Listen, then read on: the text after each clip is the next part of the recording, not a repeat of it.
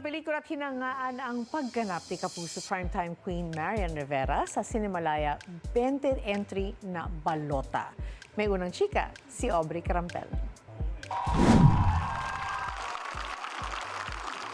Pinalakpakan ng moviegoers ang 2024 Cinemalaya Independent Film Festival movie na Balota sa kanilang gala night.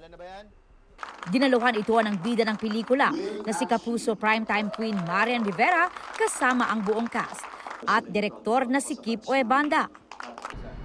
Bukod sa magandang mensahe ng pelikula tungkol sa pagpapahalaga ng bawat boto at pagpili ng leader, hinangaan din ang matapang at no-filter na pagganap ni Marian bilang si Teacher Emmy sa kanyang first Cinemalaya film. Sabi ko nga, yung experience ko dito sa Balota sobrang priceless. Kaya sabi ko, naku, nagpapasalamat talaga ako na nagawa ko talaga ito. Napansin ko sa social media, overwhelming yung pagmamahal kay Marian sa role na to. We knew naman that when we were shooting it that she gave it her all. But to see people appreciate it is really something else. Especially in Cinemalaya because Cinemalaya crowd is very hard to please.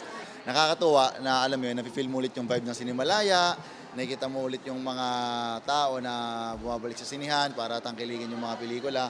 And syempre, isang karangalan ang makatrabaho si Direk Kip and syempre ang nag-iisang Miss Marian Rivera.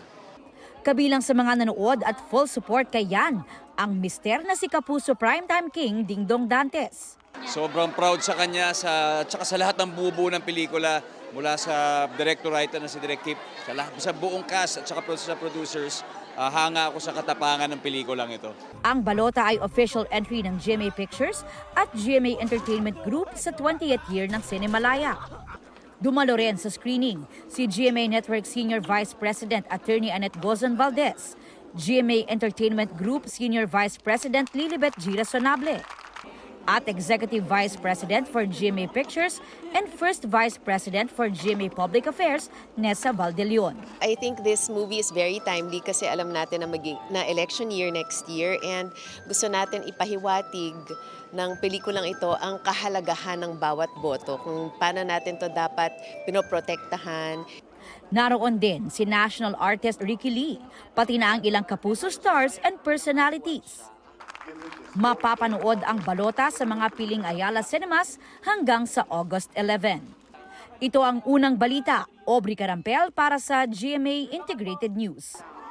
Mga Kapuso, para una ka sa mga balita, mag-subscribe sa GMA Integrated News sa YouTube. Sa mga Kapuso abroad, subaybayan niyo po kami sa GMA Pinoy TV at sa www.gmanews.tv.